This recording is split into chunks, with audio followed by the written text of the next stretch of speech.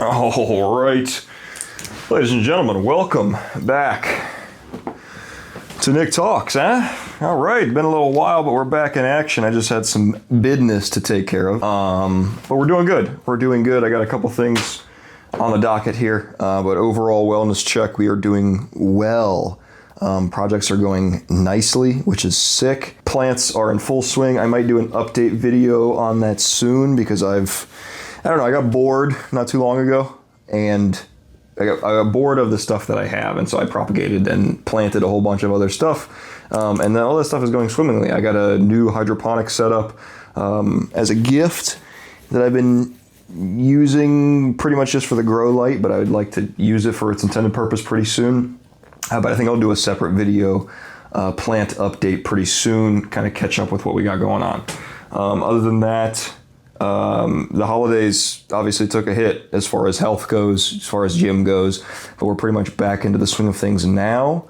I have like a month and a half to read like 4.5 books that are on the reading challenge. So my partner and I, on our last anniversary, she got us all, we each got to pick 3 books, and we were supposed to read them by our next anniversary, and that's coming up. I gotta get crack-a-lack, and obviously I've been slacking if I got 4.5 out of 6 left, but we can make it happen. I am none too concerned with that progress. As far as gym goes, I'll wrap that into that, but we're doing good. I would like to make some improvements. I was down weight from the holidays. I was actually down like 15 pounds. I was already down like 7 to 10 before, and then after the holidays, it dropped even further than that, but we're starting to gain it back.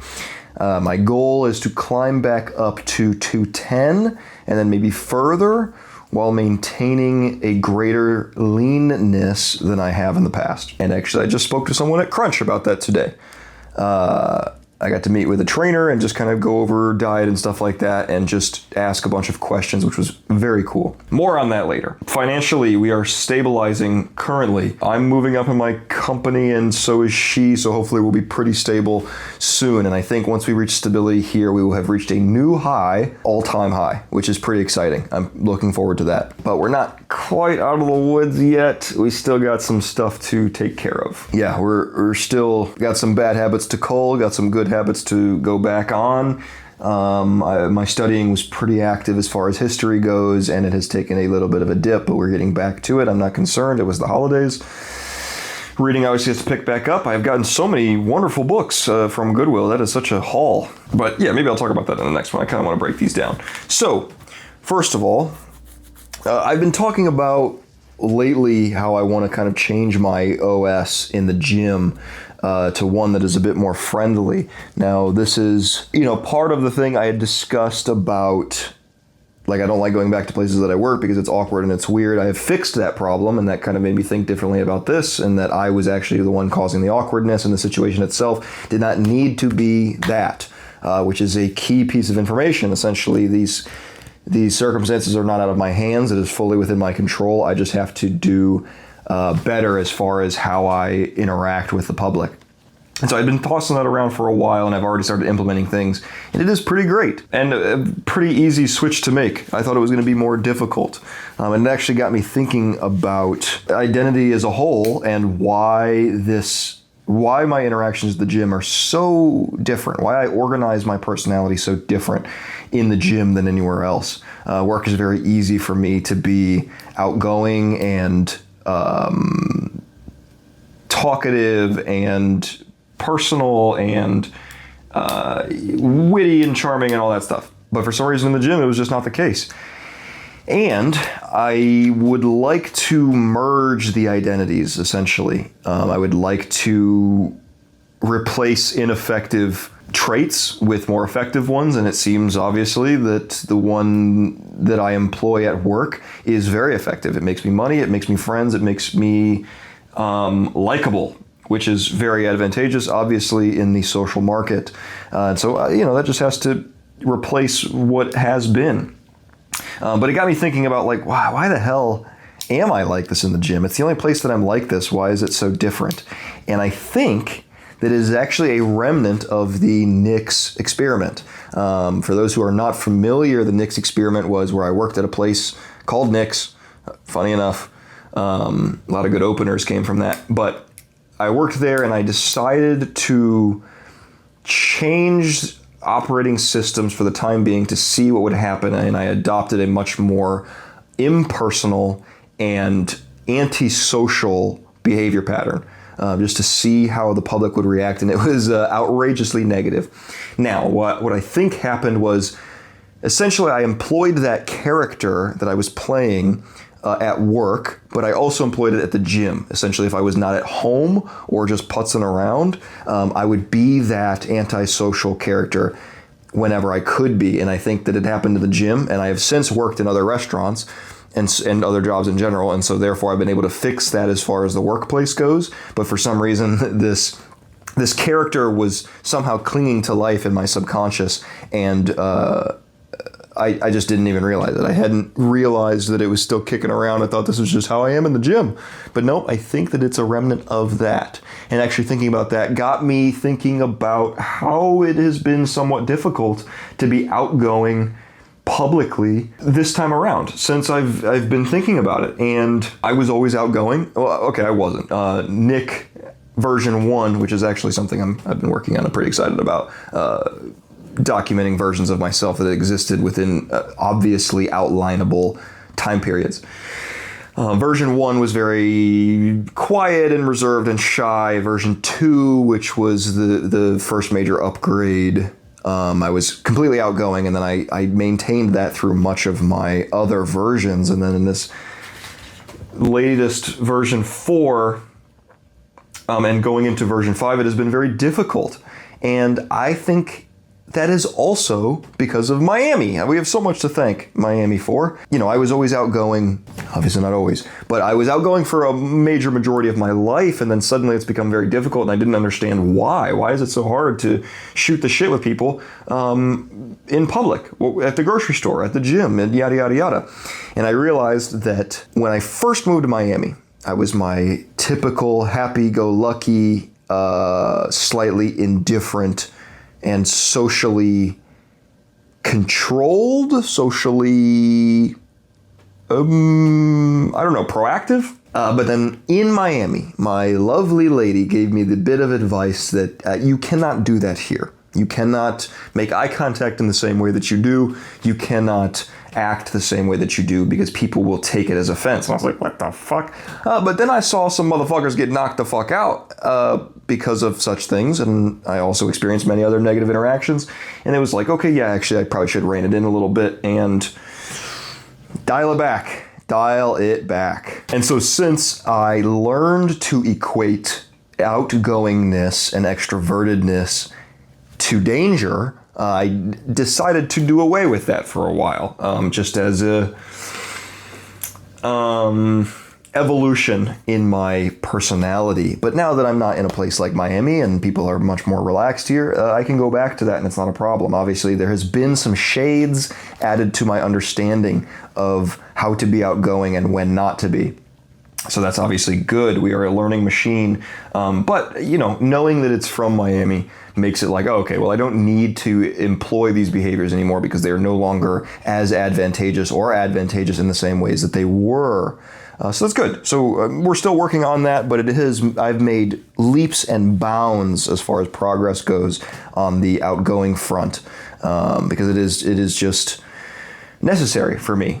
Maybe not for everybody, but for me, I really love when I'm very comfortable in public situations and able to display my entire personality. I just really like doing that. I like expressing myself. I like finding myself within expression and figuring out how to display me for the world.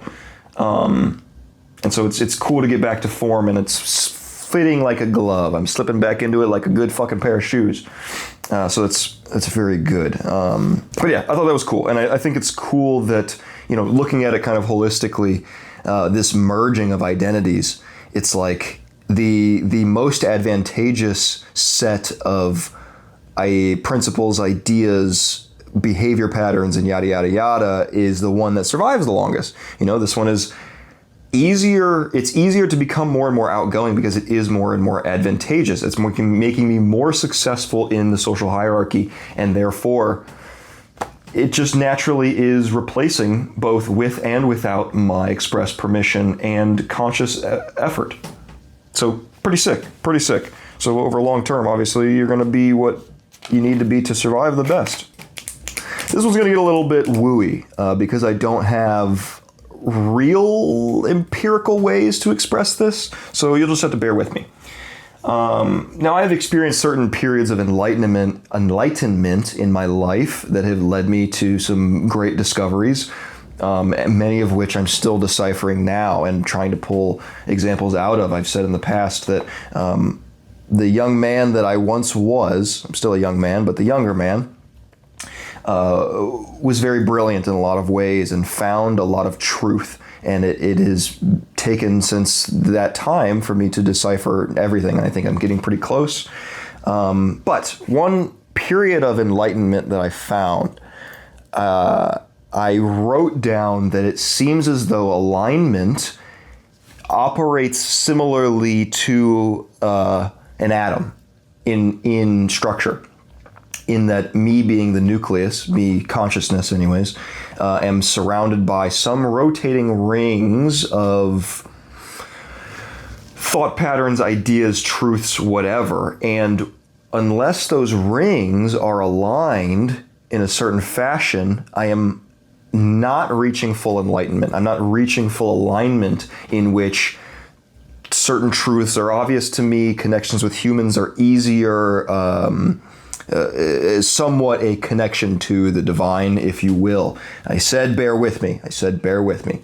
Now, I don't really remember the specific line of thinking and reasoning and feeling that resulted in the nucleus pattern being written down, but I trust my intuition and I trust that I knew what I was talking about then. And it's been, now that I'm kind of reaching a different and higher plane of alignment, it seems as though it's not all through conscious effort. I thought that alignment came from behaviors and it came from doing the right thing and working hard and busting ass and being someone you're proud of and respecting yourself and yada, yada, yada.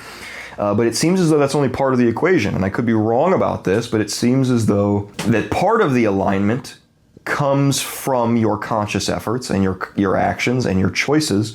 But then part of it seems just circumstantial, that I just currently am in a place in which my efforts are aligning with the circumstances around me, and therefore I'm reaching this place where the gears are just about turning in the right position to where I'm jacked up on universe juice, which is sick.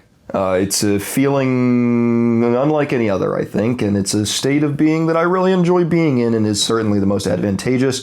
And so any possible way to mathematically pinpoint the path to get there, I would like to find. And I think that I'm getting a little bit closer.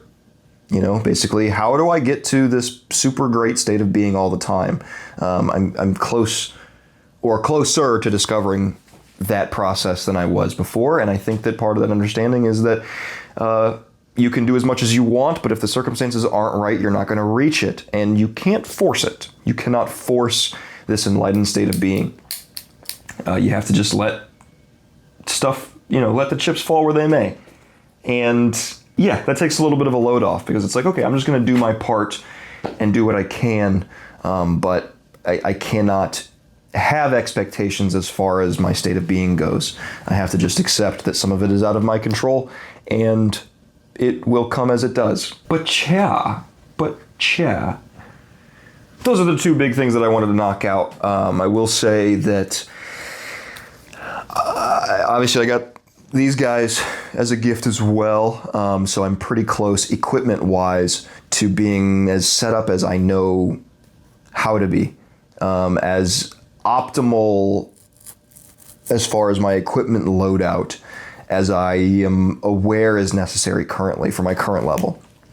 The only thing that I need left is a camera. So that is the last real big piece of machinery that I need, bit of kit that is essential to do what I would like to do. And then we're going to be fucking rocking and rolling. I just turned 25 at the end of last year, and so that kind of caused me to reevaluate some certain things. And so I would like to go full bore on this, but there's some thresholds in my way, some barriers to entry, because I just can't store infinite footage on my phone. It's just not effective because it's also my phone, right? So yeah, we're getting close. We're getting close to rocking and rolling, and then vlogs will be much more of a commonplace here. These are very easy and low maintenance to maintain, and I believe it's important. I think that this is an important part of my job for my own sake. So yeah, that's pretty much freaking all I got. I'll probably have more to say next week, but I just wanted to get some of these things out there and get back in the swing of things as far as posting goes and keeping these regular updates available for myself and others. But please let me know what you thought in the comments below, and hopefully everybody's doing great, and I appreciate you watching. I will see you on the next one. Nick out.